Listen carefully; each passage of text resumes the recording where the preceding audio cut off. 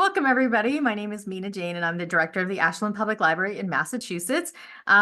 We are here with Jeff DePaoli, who is the host of That Halloween podcast, and Tony Gardner, the owner of Alterian Inc., I believe the home of Chucky. So he'll be talking about that a lot. But we're very, very thrilled about this series that Jeff brought to us. It's all year long, third Thursday of the month. And we'll be talking about haunted places all over the country. So Tony is our first guest. And really thrilled to have him. So just a couple things. I want to say thanks to the Friends of the Ashland Public Library for supporting all of our programming. I'd also like to thank Jeff for letting us share this program with a bunch of other libraries. I will put those libraries in the chat. And to Tony for being here. So they're going to talk for a while, and then we'll do a Q&A, and hopefully they'll scare the pants off of you, and you will tell all of your friends about it. So welcome, Jeff. Welcome, Tony. Thanks so much for being here with us tonight. Thanks for having us. This is cool. Thank you. Thank you. I'm looking very forward to this, Tony. Thank you for being here. I know we were talking a little earlier when we were putting this together, I said, Tony, I want you to come on. And you said, January. Let's do January. It's my slowest time of year. Nothing's happening. Yet you are not in Los Angeles with me like normal. You are? I'm in New York shooting more stuff with the Geico Caveman, who they just happened to ask for a few days ago. So pulled it out of thin air, got on a plane, here I am, and still fit this in. So it all worked. So thank you for being here. So you're doing the Geico Caveman thing. So have you been like with them from the beginning, doing the makeup for all the cavemen? Yeah, I designed the very first makeup way back when. I actually had come back from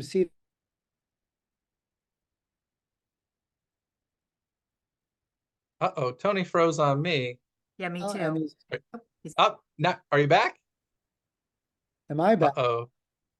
Tony, are you there? Yeah, I'm here. Okay, cool. I can hear you now. Did I freeze on you, or was it just you on me? I just saw a glitch. That was all. Okay, cool. Awesome. So you've designed the Geico Caveman from the beginning. Yeah. It was sort of a last minute thing about 20 years ago, and we thought it was going to be a one-shot deal. And there was like zero budget. I rented the wigs for Nicolas Cage from Con Air for him and his stunt double, and built the caveman using those. And they've kept going for 20 years now. So it's kind of crazy. Did you do the sitcom? Because I remember they tried doing a sitcom. Yeah. You did the sitcom too? Yeah, it was interesting because it was around the time, it was for ABC, which is Disney. And they had a lot of rules for sitcom writing at the time. And they also had me redesign the cavemen to look more human, which I thought was interesting because it wasn't that the point that they, were different. But yeah, I've been involved with them since the very beginning. And I just come off my first project with David Kirshner and the Chucky franchise at the same time. So those have both been going for a while now. That's amazing. So folks, if you don't know, Tony Gardner is a makeup and effects extraordinaire. He's been doing it for many, many, many years. And as we said today, he's off making cavemen, but his career has brought him through many different sorts of franchises and films and such. And we're going to be focusing a lot on Chucky today, just because we kind of had to pick a focus topic. But I do want to start a little before that, because I'm going to share my screen now.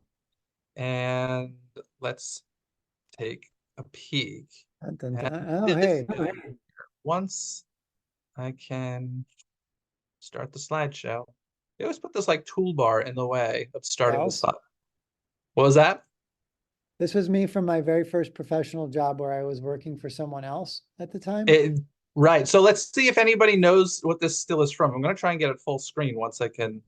This bar is very much in the way, but if anybody knows what this is from, leave a comment and let us know. It's a very, very, very famous, very famous image there. Does anybody know? Now I can't see the comments because I'm sharing my screen. Oh. Is anybody writing it? In any case, it's from Michael Jackson's Thriller. Yes, indeed. That is from Thriller. That is Tony. At how old are you, Tony, there? I'm either 18 or 19 there. I look a little more haggard um, than my age, but everybody who was on the makeup crew, I started as a runner for Rick Baker, and this was my first job with him. And being a runner is like the guy that runs and picks up supplies and tools and gets people food and stuff like that. And I sort of became integrated into the crew at a very fast pace and was building bladders, aesthetics. And Rick said, well, everybody who's on our crew, we're going to have build zombies on themselves. So would you like to be a zombie? So I put this together, and I used a couple of prosthetics actually from American Werewolf in London to build this face because I had almost no time to do it. And John Landis directed American Werewolf. He also directed Thriller. So for some odd reason, this zombie was his favorite. So he kept asking me to do more and more stuff in it. And if you watch it, if you watch behind the scenes, you actually see John saying, "Come on out, Tony, come on out," when I'm climbing out of a grave. First zombie you see when Michael and Ola Ray skip past the cemetery. I'm coming out of the ground, and then they had me walking down the street. My arm falls off at one point. This shot is from the dance scene. I was like, I can't dance. And he's like, well, I really want your face in the dance number. How about if you just slap your butt and look over your shoulder?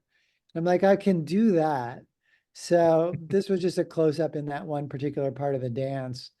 And then he put me back in again in the very end where we're all in the house coming at Ola Ray at the very end. I'm on the far left.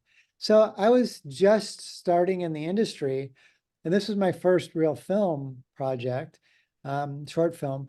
And I dropped out of college. I started at USC, and I figured I could always go back to school. This was a once in a lifetime opportunity. I didn't realize, of course, how big of a thing it was going to become. None of us did. But it was great. I got to follow through the whole experience, and John Landis knew I was interested in filmmaking, invited me to watch them edit. Learned a ton, and I was just like, I want to be in film no matter what. This community is amazing. And that's what kind of launched it all for me. That is an insanely incredible first project ever. Like Yeah. I mean, that's just wild. But Yeah. folks, I don't think we mentioned this at the top. If you have questions for Tony, do not leave those in the comments. Feel free to write comments to each other or just about what you're seeing. But if you want to ask a question, there's a Q&A tab. So make sure you leave the questions in that Q&A tab. We will get to those at the end of this. So make sure you do that. But in case, in any case, an incredible start with Thriller. But then I mean, this ultimately is what made you decide that this was where you're going to go, right? Because you were thinking about film directing and stuff like that, right? Yeah, I was into music and theater and film directing, and I started out as a magician doing magic tricks. I was kind of all over the place. And when I started this, Rick Baker said, you are literally all over the place, but this is a 4-week job. And at the end of 4 weeks, you'll know if this is something you want to stick with or not. And at the end of the 4 weeks, I dropped out of school so I could become a full-time employee. And then I worked another 4 weeks on it, and then it wrapped. And I dropped out of school and figured this is what I want to do. But and Rick Baker had said, we want to keep you on if you have any interest in working for us. We'd love to have you back. I said, sure.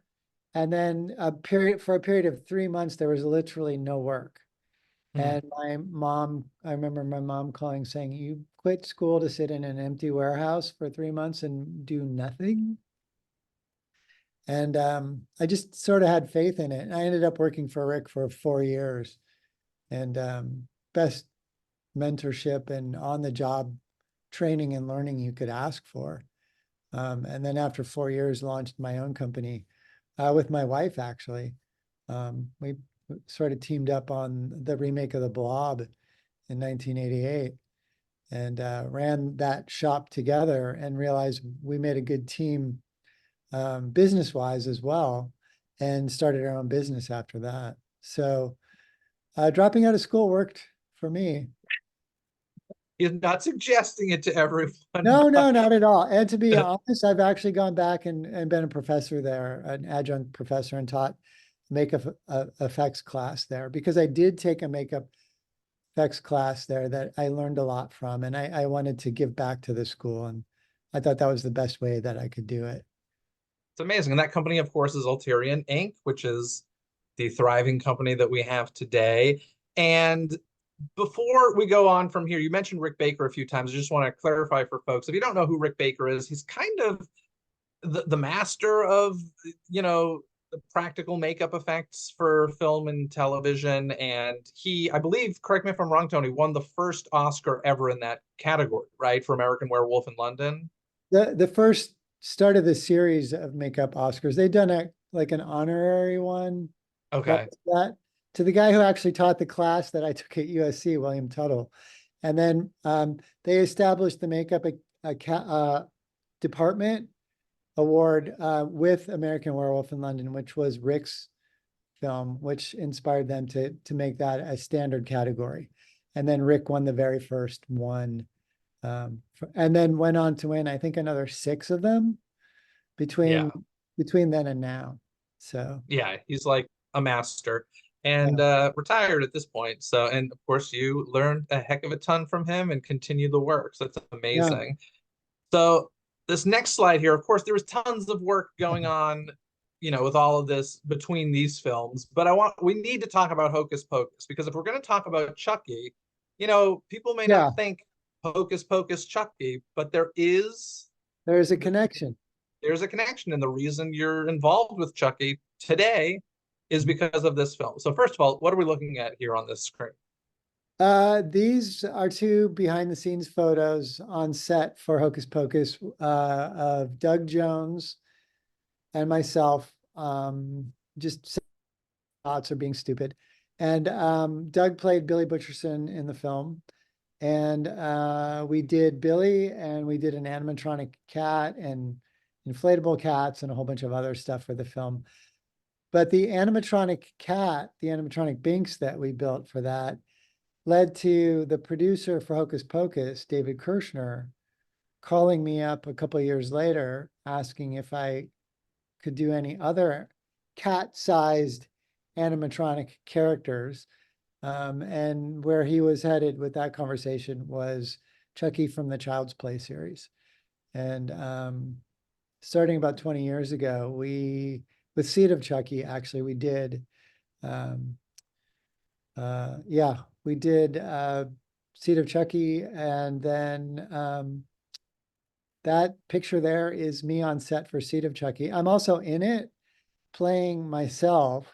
Yeah, so we're fast forwarding a little bit, actually. Yeah. Let's go back, because your first Chucky actually wasn't for a film. Seed of Chucky is the first film you worked on, but then there's a little story before that, right?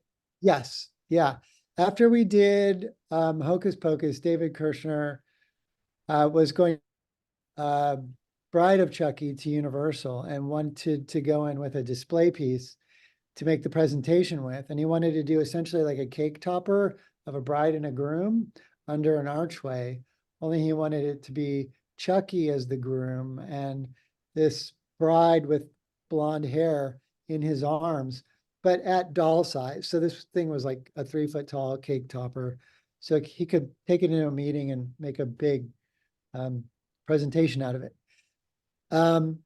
He told me at the time, he said, Kevin Yeager's been doing the franchise up till now, and he has the rights to do this next one. If he has no interest, we'll definitely look you up, but just please know you're making this literally just for this presentation. Well, apparently we did a good job with the presentation, or he did a good job with the presentation.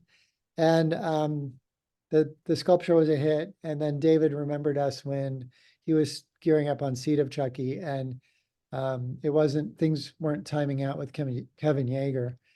And he approached me referencing Binks the cat and the animatronics for that, along with the cake topper thing that we had done for him for his presentation. And that happened like all of a sudden. Suddenly we had like 3 months to build 3 animatronic characters and their backups and ship them off to Romania, where it was going to be filming. And we just kind of dived in and figured, we'll just go for it and see what we can do. And I remember it was a scramble to get to the end. And then we're like, all right, we have a few little loose ends to finish up in Romania. And then when we got to Romania, this was 20 years ago, we didn't have access to anything there. So we were shipping more stuff over so that we could just do maintenance and stuff like that. But that kind of launched my involvement in the franchise. And then Seed of Chucky actually involves the making of a Chucky film. And within that, it's very meta. You have to take a step back. You watch Jennifer Tilly playing Tiffany. You watch this special effects guy who was me, playing me, making the puppets. And then the puppets actually kill me. The puppets meaning Chucky and Tiffany. We either call them puppets or dolls, but they're actually little robots. But this is me on set on the right, fixing the dummy version of me on the left for a scene where Chucky and Tiffany are going to decapitate me with a wire. So on the day we shot this, I was puppeteering Chucky, supervising 20 puppeteers, and then puppeteering my own body for my own death and bouncing back and forth. Oh, and then also acting in front of the camera for the stuff prior to the dummy replacing me. So it was like this very schizophrenic day on set. And that's probably the calmest I looked the whole day. But it was a great intro to that group of people, and getting the chance to work closely with David in Romania was fantastic as well. And we did a good job, and here we are on the TV series, almost 20 years later. I got to tell you, so when I, became friends with you and David and everybody, I knew Hocus Pocus really well. I didn't know Chucky as well. And I was like, oh gosh, I gotta, know these films that my friends have made. So I'm watching the film, no idea that I know you did the doll, but I was like, I had no idea you were in it. And then when I saw you get murdered, I was like, oh gosh, this is insane. Like, it was the strangest thing to watch. But we'll be talking about the Chucky doll in a minute, but I just want to talk about this dummy of you on the left here. So so you had to do like a life cast sort of situation, I would Yeah, assume. yeah. And So for folks who don't know how that works, can you explain the sure. claustrophobia of that? Okay, so basically what I had to do is put a bald cap on that covers my hair and protects it from the material that's going to make a mold of my head. And then the material that makes the mold of the head, at the time we used alginate, which is like an aloe kelp stuff. And people use it as facial masks. This kind sort of sets up, you mix it with water. It looks like pancake mix. It's a powder, you mix it with water.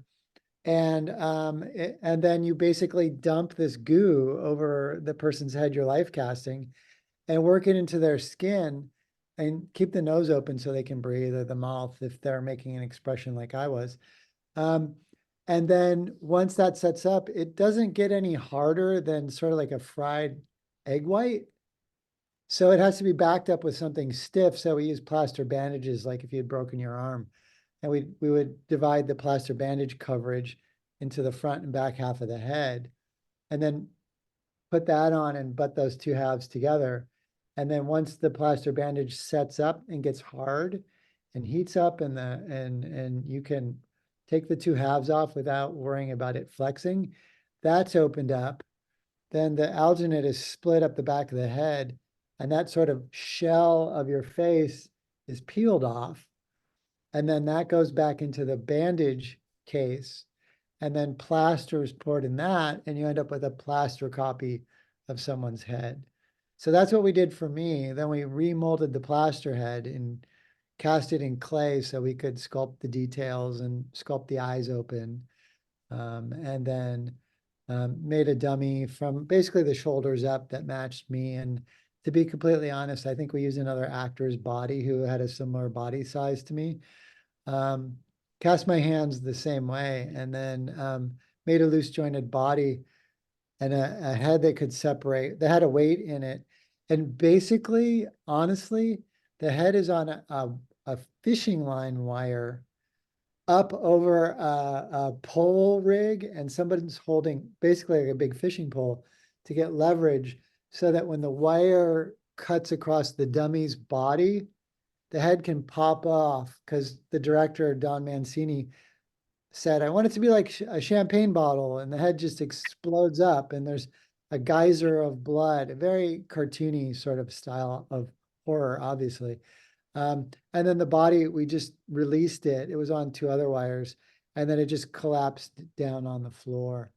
And then we had the animatronic characters on the floor with all their cables and everything running through holes in the floor, and all the puppeteers under the floor underneath that. So it was a very busy day in Puppet World. It was also a very bloody day. There were a lot of people wearing trash bags for most of the day.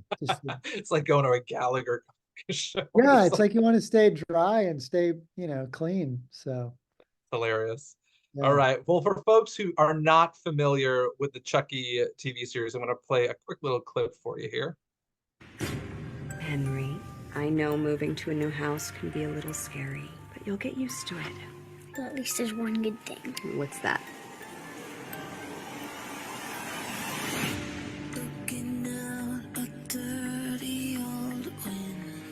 Our son has taken to this doll in a way that we find perhaps a bit odd, but it seems to be therapeutic.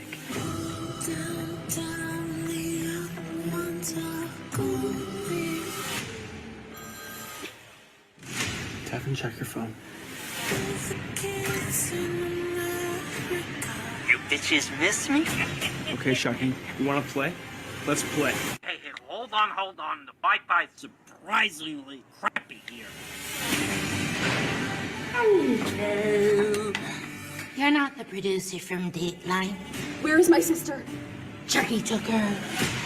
Help! Caroline, you don't have to do this. I'm his new friend till the end. Knife drop. Have you seen the news? Is that Chucky in the White House? We're responsible for Chucky. We're going to DC. He knows where my sister is. We're gonna kill Chucky, guys.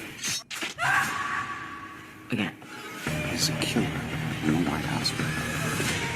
This is gonna be our bloodiest Halloween yet.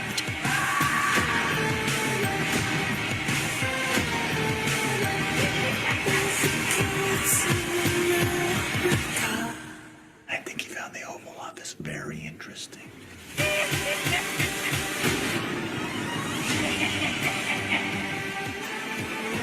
What are you guys talking about?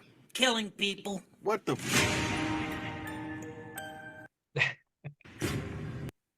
So that's the TV series. I got to be honest, like, of everything Chucky related, I love the TV series. It's my favorite piece of the franchise, and we've seen Yeah. half of season 3 so far, right? Because the writer's strike kind of stopped everything. Yeah, it stopped it literally at the halfway point. We just finished filming the rest of it right before Christmas, actually. So Any idea when we'll be seeing that? I just heard that they're going to start airing it in May. Okay. There'll be 4 more Cool. episodes in May, and Nice. it's a lot of carnage in the White House. Just when you think Don Mancini can't come up with anything crazy, he figures out another way to push the boundaries further. Yeah, so Don Mancini is the man on the left in this photo. He wrote the original Child's Play script, and David Kirshner's in the middle there. He was the producer from Hocus Pocus and the creator of Hocus Pocus, as well as the producer of everything Chucky related since the beginning. And that, of course, is you and your little pal Chucky, of which I think you have a special guest with you today, right? Yeah, just real quick, the Chucky that is in the photo there with the orange skin, Yeah. that's the original doll from the original Child's Play movie that Dave in a case in his house, and he brought it over to us to use as reference. We were meeting to talk about the sculpture of Chucky's head, and he brought that with him. And the only reason it's orange is just because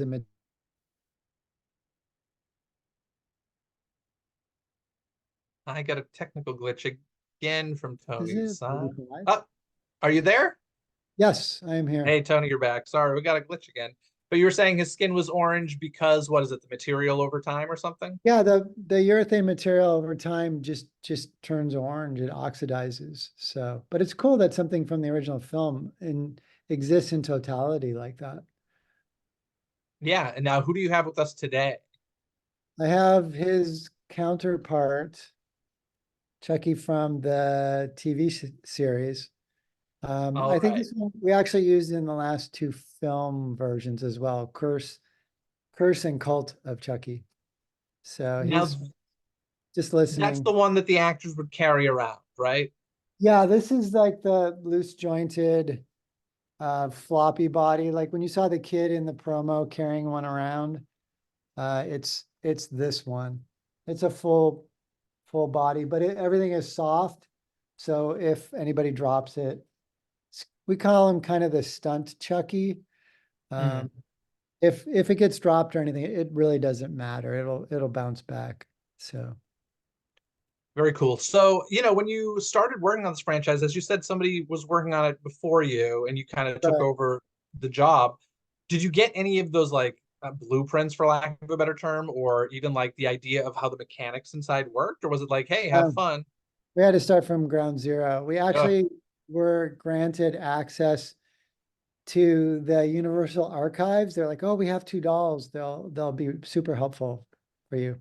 We go there and it's this whole thing with guys putting on white gloves to open this box that's lined in velvet.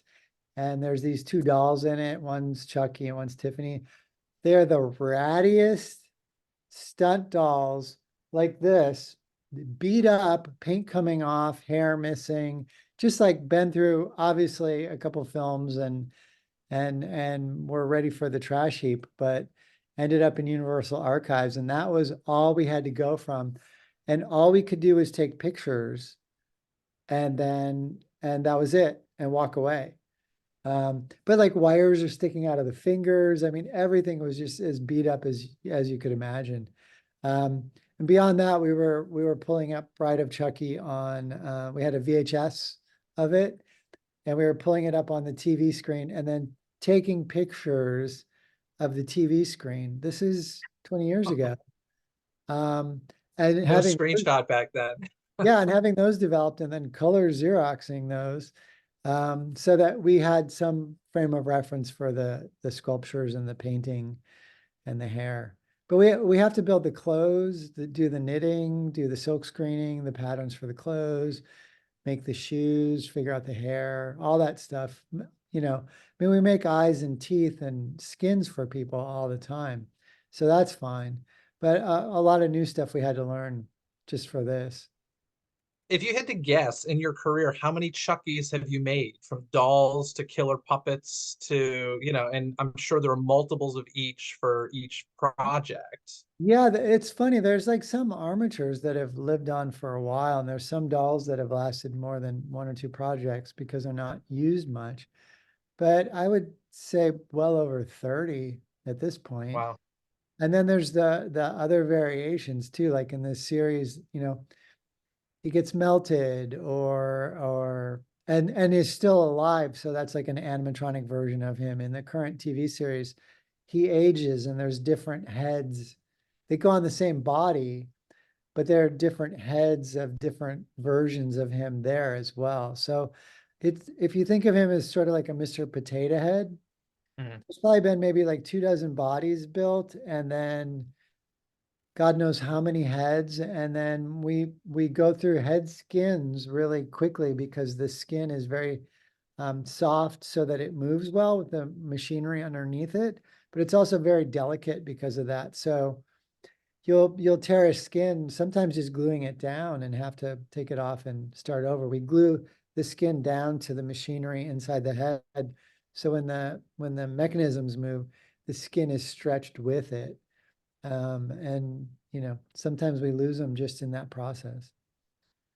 Let's say I want to play a video real quickly there's no sound on this. You can talk through what's going on here. Actually, let's take a look at this photo real quickly. So you got the doll. So that's the thing. Like you've got the doll that you've got next to you with like the cute kind of my buddy sort of face, but then obviously there's the killer doll faces as well, and that's much more that's the thinner skin, right? On like the killer doll here. Yes, yeah, like this one's hard. Mhm. And then we have soft versions of that as well. But the one that you're seeing in the photo, that's his animatronic head, and that's a thin silicone skin over machinery, and so that the eyelids can close and the brows move and the lips and the jaw and everything else is articulated.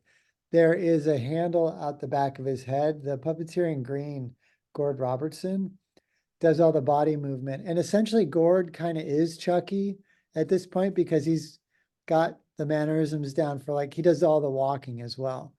And so Gord has a handle at the back of the head and at the back of the torso between the shoulder blades.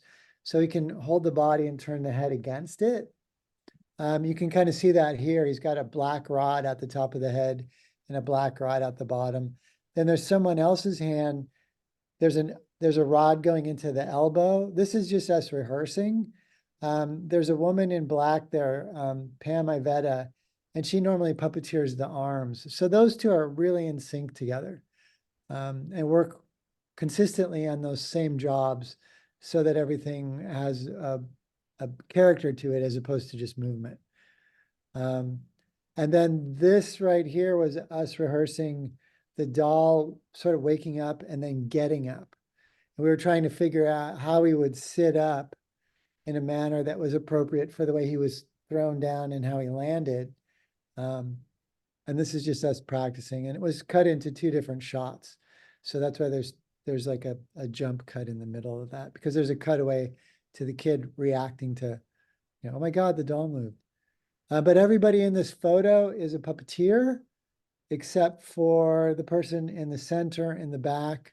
Again, that's Don Mancini, the creator of the franchise, whose major inspiration was the Cabbage Patch Dolls way back when, because his dad was in marketing and his dad had that account. And Don found a horror inspiration in it. So we saw with the puppeteering that in that video that, you have these rods coming out of all these different parts of Chucky, and there's triggers, and that's what's moving the fingers or the eyebrows and the mouth and all that stuff. How are those, how is the human and the rods removed from the final product? It's different. There's different versions of his body, the same way there's different heads. When we use this body, we call this the rod body because it's basically a rod puppet. So the performers, Gord and then Pam, who's also in green there, they're always in green screen suits, and they are digitally removed in post-production. As often as we can, we'll frame out the top of the head or the elbows so that we don't have to do any digital work. But when we're seeing full body, we have 2 options. One is the 2 of them. And for walking, that's the most realistic rig. So they're always in walking shots. But sometimes when he's stationary and it's just his arms moving, we have a rig that's essentially the same thing we did for Binks the cat for Hocus Pocus, which is there's a slave controller you stand behind, and it's a big aluminum skeleton, essentially, that you sort of stand behind and sort of spoon in a way, and you hold handles on the hands of that. And however you move that big piece of machinery, that movement is translated via cable into the puppet so that the puppet's arms move the same way. So basically it's a 1-to-1 movement ratio, even though the scale of the performer and the doll are different, so that you can essentially perform him, and then whatever he does matches you, because you're pushing and pulling on cables that go through his legs and into his arms. They push and pull the elbows or the wrists or the shoulders the same way you're moving the controller. So there's different methodology for different shots, and what we usually ask for is any scenes with Chucky to be storyboarded, which is like the comic book sketch illustration of what the director wants to see in a shot. And then based on that, we'll pick which approach we think is best for the shot, and then we'll film it in front of that little green screen there. This is in our little puppet studio. We'll film the storyboards, and we'll put sound effects and everything in there. And then we'll present that to Don or the directors and say, this is how we're approaching this scene. This is how we're rigging it for this shot on this day. If you want anything different, let's talk about it now. And then VFX gets involved, and it's like, this shot costs this much and blah, blah, blah, or this background is already green, so we can't do that. And things get resolved that way with that sort of point of reference. And then on top of that, you have, I mean, Don Mancini creates some of the most insane kills ever seen on screen. Like it's, you know, I'm sure he's feeling pressure to make them even more unique as the years go on, because I mean, Chucky has killed people in a lot of different ways. So whose job is it when you read the script and you're like, we're going to do what?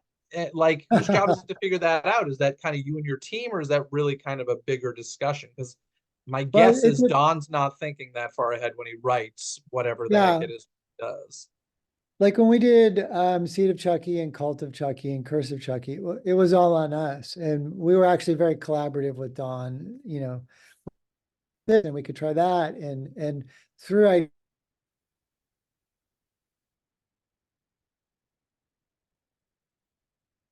Tony froze on me again. But we realized that Tony, you keep glitching, but you're back now. Okay, you were saying the 3 films, you did one thing, and then what? For 3 films in a row, we were responsible for all the deaths as well as all the animatronic puppetry. And then as Chucky became more complex and our workload just with Chucky grew and he took in, you know, more screen time, my suggestion was, let's bring in someone else to do the makeup effects, and then we'll collaborate with them and make sure that everything works together. And that's worked out really well.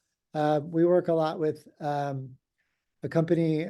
Well, everything's really been done with Francois Dagenet and his company up in Toronto called Mind Warp Effects. We film up in Toronto. And Tennille Shockley is a key on his crew. And quite often it's Don, myself, and then Francois and Tennille talking through a bunch of the death scenes and figuring out how we want to do it. And then Francois goes off and does his thing. And then it's just up to us to communicate back and forth as to, you know, how things will work for us. More often than not, the fact that Chucky is so small and his arm length is so small, it really dictates how things are done. Because if you're holding him and he has to slice your neck, you have to be holding him like this close for his hand to even reach your neck. So a lot of times things get, in those rehearsal processes, things get sort of clarified as to what the limitations are. And then we have to sort of restructure a death around that. And camera angles become a big help in that respect too. Since I stopped my sharing screen, so you've got a bigger image on the screen right now. Can you show people the doll and kind of just the pieces of it? I mean, you built this from scratch, right?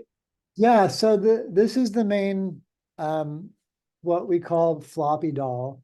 The clothes are designed to come off in the back. Everything Velcros the whole way, because we mix and match the clothing on the mechanics as well as these dolls for continuity's sake.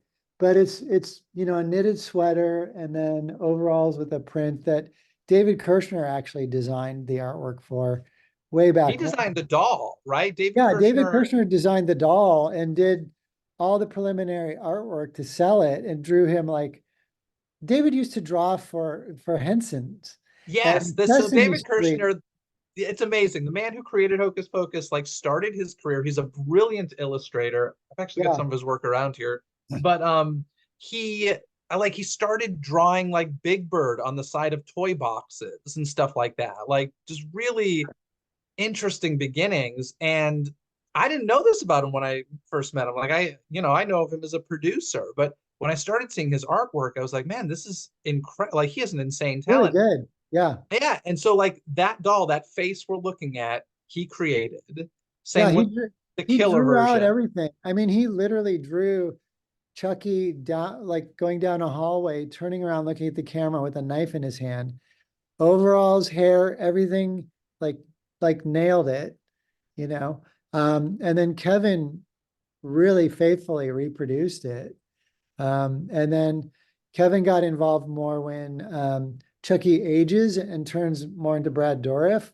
Then that's where Kevin's hand comes more into play. Then after that film, the question was, does he continue to age or does he not? Are his eyes the doll eyes or are they the human eyes? Because when we left Child's Play, he was human. And then we keep coming back to him starting as a doll. So over time, it's changed again. Our goal has been to be as faithful as possible to the original, but if he has to go from looking like a doll and his eyes are those big, glassy blue eyes with no human, literally no humanity to them, how do we get him to the next stage where he's looking evil, but he still has eyeliner and painted, eyelashes and painted eyebrows? Because Kevin's whole thing was, as it became more human, that stuff faded away and his face became more expressive in a human way. So we've been saddled with, how do you keep all that stuff painted on and still make it look mean? And that's sort of been the challenge, but kind of the fun. And then lately, we've been able to play with the whole idea of, if the doll really did age, what would it do? And we've been able to take it further than it went in Child's Play. Obviously, in the series right now, he ends up looking like, 100 years old, which is pretty great, with really thin gray hair and the whole bit. And Don comes up with these ideas and you think, oh, I don't know if this is going to work. And then you get into trying to solve the problem and come up with really cool stuff. And it's like, you step back and realize Don's genuinely inspired and inspiring with what he comes up with. So it's really fun to tackle those things that feel impossible. Do you have a favorite version of the doll? There have been so many through the years with so many looks, but do you have a favorite? I really enjoyed the melted version when we did it, because it's so Quasimodo and half of his face is literally melted down and caved in and his eyes looking a different direction. We had to figure out how to make that sort of work and still make him scary and not like sloppy, stupid looking or um, like you should feel pity.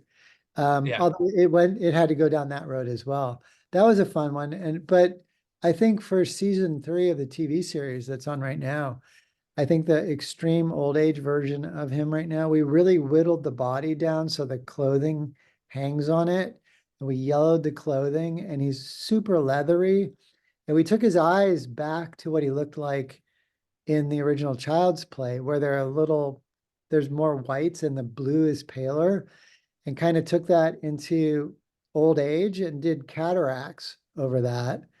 And just we're able to do like little disease spots and stuff. So I feel like that's probably my favorite at this point, because it's so different from anything I've seen.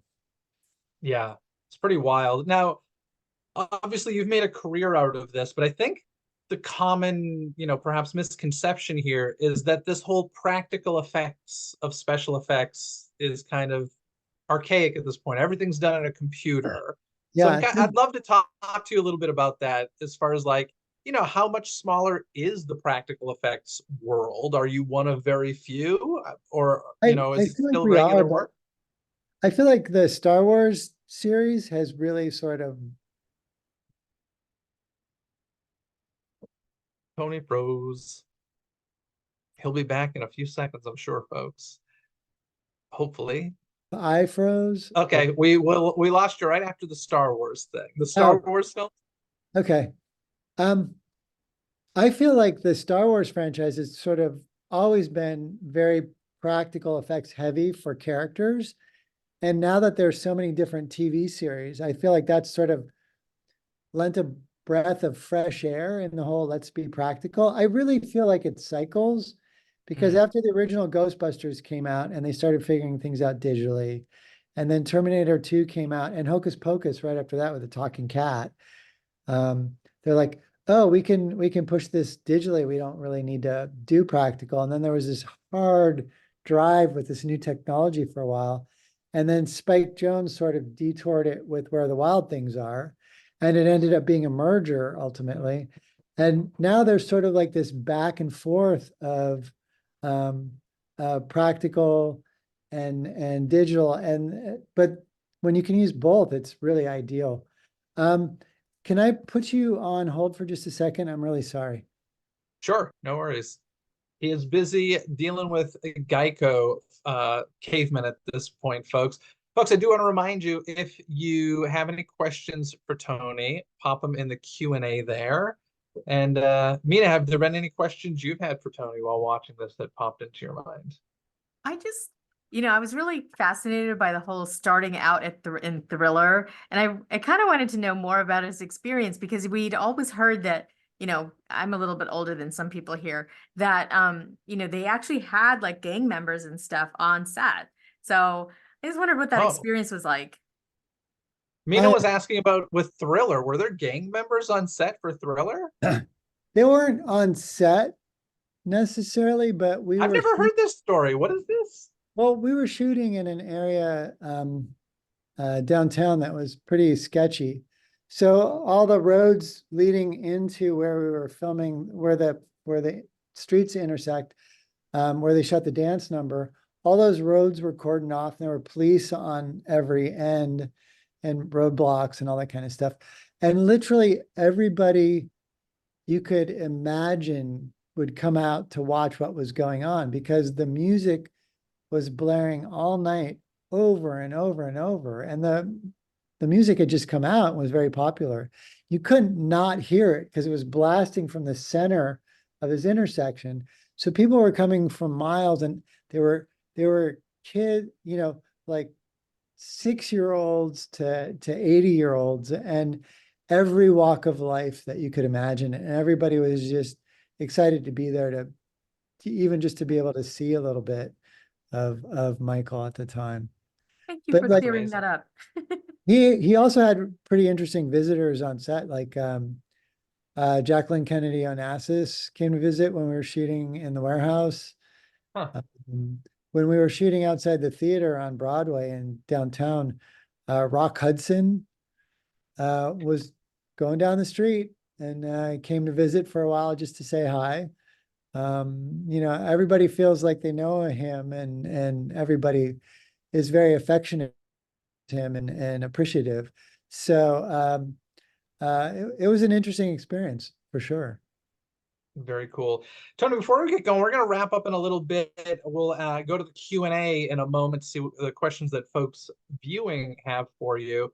But before we go to that, we've been talking a lot about Chucky, some hocus pocus, but do you want to talk, just mention some of the other specifically horror and scary Halloween-y titles you've worked on? I always draw a blank when somebody asks me what I worked on. Some of them Freaky. Freaky is one of my favorites. Yeah, that was a fun one actually, because we got to design the look for the killer, which was great. And then we got to design all the deaths for all the characters in it. And there were some really extreme ones. We did a movie called Studio 666 with the Foo Fighters a couple of years after that. And Freaky was kind of a warm-up for that, because Dave Grohl asked me if there are ways that I ever wanted to kill anyone that I'd never gotten to do on screen. And I said, I got close with one on Freaky, but I'd love to go further with it. And if you watch it, it's Rami meets a horrible death. It's an homage to old 80s horror movies where the promiscuous people are punished by horrible death. And that was a fun one. I did the Zombieland movies. My very first film on my own was Return of the Living Dead. And I did this half corpse, this half zombie that's tied to a table that actually speaks. And it's where the concept of zombies eating brains was introduced to the masses. The writer and director was Dan O'Bannon, who did Alien. And he came up with this idea that zombies ate brains to make the pain of being dead go away.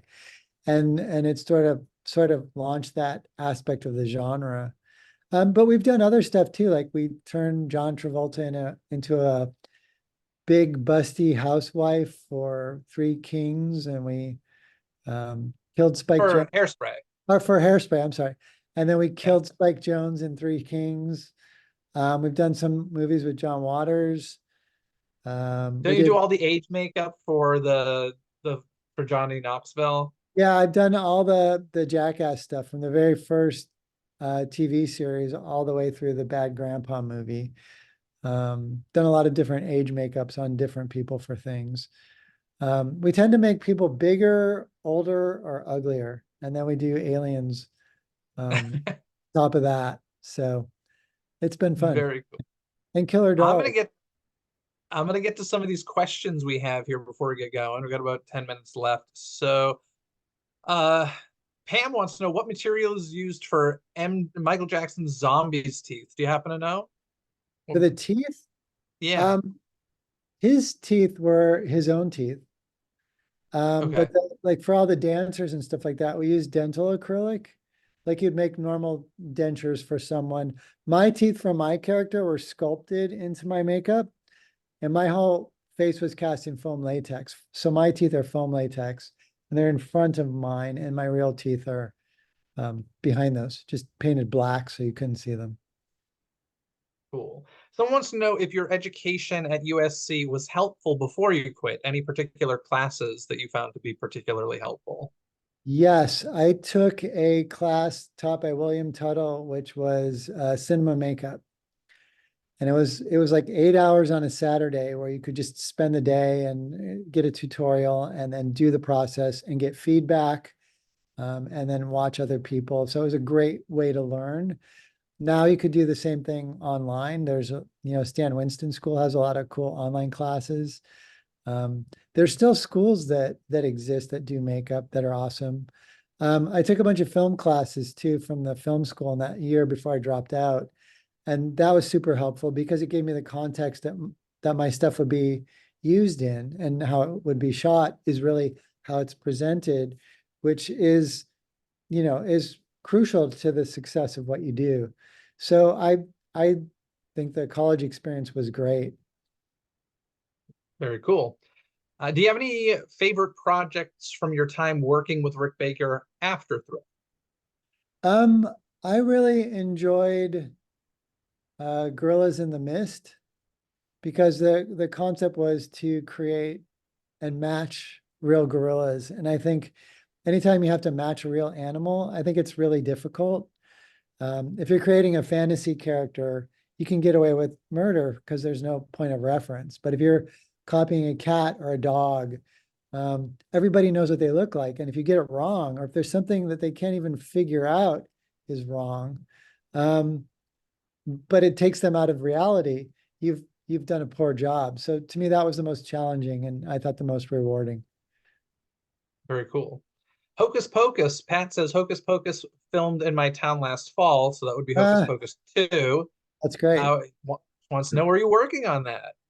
I did Billy Butcherson again for the second time, and his headless version. And then I also got to build the book for the second one, and a couple versions of that. And then I got to build the restraint that holds the book inside the cabinet. So yeah, I was out in your town in the graveyard in the middle of the night with all those weird smoke tubes and all that, and loved every minute of it. I mean, how wild was that 30 years later, going back and bringing Billy Butcherson back to life? It's so crazy. Yeah, there was like a handful of us from the first film that were still on it, which just made it that much more special. But and Doug Jones, who plays Billy, correct me if I'm wrong, like you've never had to take another life cast of him, right? Like he's the same exact size. We used the same body cast of him from 30 years ago that we had for the first film. Yeah. That's wild. Well, and rebuilt the legs and everything on that. Yeah. Pretty insane. Someone wants to know, how are people made into big bodies? Like in the example they give, I don't know if you worked on this, but Shallow Hal is the example, but I would assume the same would be for John. Oh, you did Shallow Hal. Yeah, I did Shallow Hal. We did Gwyneth and the lady who plays her mom in big bodysuits. And same with Travolta for Hairspray. It's mostly different sections of foam and urethane and soft padding to make up the different sections of the body and build them out, but give a foundation so that it's still connected to their frame, so that like when John Travolta moved his hips, Edna moved her hips, even though they were out a lot wider than his. So it's really all about figuring out a substrate that'll give that mass without a lot of weight. Doing it all in foam and lightweight stuff up to the neckline where you can't, where you can't see the suit. And then, excuse me, anything that's exposed, like for Gwyneth, like the big arms, or for Travolta, same thing. Those are foam latex, which is lightweight. The head makeup on Travolta was silicone. On Gwyneth, it's actually foam latex. And then they had feet that they could slip on like boots if you're ever going to see their bare feet. So it's sort of like a selective suit out of different materials. There's a scene where John Travolta is seen changing in a changing booth as Edna, and is in a bra and a girdle, and you see all the cleavage and the arms and everything. And we built a big silicone suit so that it would look more like real skin. And that suit probably just from the upper body, all that you saw, good 60 pounds. Wow. So it was only used for literally him turning around and shutting a drape, and that was it. Try and use the best material for the job, really. And a lot of that stuff doesn't survive very long, right? Because you're using as lightweight as possible, as thin as possible to make it as realistic as possible. But that means it deteriorates pretty quickly, right? And foam oxidizes and it disintegrates within no time, really. If it's not painted, it'll fall apart really quickly. Allison Orecchio has a question for you. And if this is the Allison Orecchio I went to high school with, hi, Allison, welcome. She says, my friend's son loves everything horror and creating. He's 4, and his favorite toy from Christmas is a Chucky doll. He is definitely going to be part of your crew someday. What would you suggest as he grows older to help him pursue his passion? I would suggest taking photos of anything he does so that you have a point of reference to share with people. And then also a point of reference to learn from the next time you do something similar.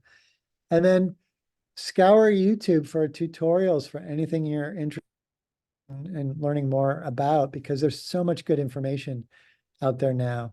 But photos and video of your work to validate what you do and be able to show a prospective employer, this is what I've done so far. Here's my potential. That's kind of everything to me. And well, he's 4, so I'm sure we'll see a lot of growth through the years there. Yeah. But is there like, I remember as a kid, like there was this magic kit that every person who wanted to be a magician got. And like, that was the kit you started with. Is there like a makeup equivalent version of that? No, there's not actually. There's come on, Alterian, get on that. Yeah, like there's companies like Mayron and a couple others that do kits that are like an assembly of colors and brushes and basic stuff that usually only come out around Halloween. And they offer a lot of great supplies to work with that are kid friendly as far as like being safe and stuff like that. So stuff like that would be fun to play with. And a lot of those come with like little pictograms on the back that sort of explain the process of how to do different characters. There's actually a book called Stage Makeup. There's a couple different stage makeup books that would actually teach you a lot of the processes really well. Cool. We've only got a minute or 2 left, so we'll go through these real quickly. A couple people are asking, I don't think you'll know the answer to this, but how'd you come up with the name Chucky? I'm not sure. Do you know how Don came up with that name? Yeah, that came from the name Charles Lee Ray for Chucky came from Charles Manson, Lee Harvey Oswald, and another killer. They took those 3 names together, created Charles Lee Ray, which is the living character of Chucky. He says in the movie, my friends call me Chucky. So when the doll is created, the doll is just Chucky. In the movie, it's called a good guy doll or the buddy doll, depending on which movie you watch. But that's where it came from. Will you be directing anything? Danielle wants to know. I've directed stuff off and on. I've directed a lot of second unit for the different Chucky films. I directed a Daft Punk music video. We also built the helmets for Daft Punk and did a bunch of movies and stuff with them over time and music videos. And I wrote and directed one. And it's just when I find something really inspiring, I'll do it. But I like to have my hands in a lot of different things, and now I've started a side company that does videos for like NASA or different companies like that, and I'm more art directing, which is kind of directing aesthetically, and I find that actually really rewarding. Cool. Pat says the third killer was probably James Earl Ray, who killed Martin Luther King. So Thank you. probably, Yes, yeah. that's correct. And I don't believe you worked on this. Did you do any work on Mrs. Doubtfire? I don't think so, right? No. No. Very cool. Well, Tony, we are just about out of time here, sadly. But yeah, thank you so much for being here. Mina's gonna hop back in, and people can find you there, alterianinc.com, to see all the different things going on. And Yeah. Tony, thank you so much. When Yeah, do you my get back pleasure. to LA? Are you done with the guys, or are you working tomorrow? The No, cavemen? we're shooting a bunch of social media stuff tomorrow. Mm. Back this weekend. Very So cool. Well, Have to- thank you both. That was really fascinating and quite Good. horrifying, actually. But yes, you can find Tony at Alterian Inc. and you can find Jeff at that was it, the podcast. And I hope you find them both. I will send out information about our next session, but this has been a fabulous start to this year. Thank you both so much. Oh, you're welcome. Thank you. See you guys every third Thursday. Come join us, 3:30 p.m. Pacific, 6:30 p.m. Eastern. And we'll be talking a lot next month. I think Haunted Overload, which is an amazing haunt in New Hampshire. Tony, do you know Haunted Overload? No, I'd like to go though. It's honestly one of my favorites. Like, it's Really? phenomenal. Yeah, Oh, that's great. phenomenal. Yeah. Anything haunted, count me in. Yep. I think Excellent. Allison Orecchio might be from your school. She said WU in the house. Woburn High School, WHS? Nope, WU? WU. Maybe something different. Maybe she's not the same person. Oh, Oh, there you go. All right. Well, have a Okay. wonderful night, everybody. Tony, good luck with all of the caveman stuff. And Thanks. Jeff, I'll Thanks for see you having me. next month. Sorry. Okay, great. Bye. Have a Bye, good everyone. evening. Bye.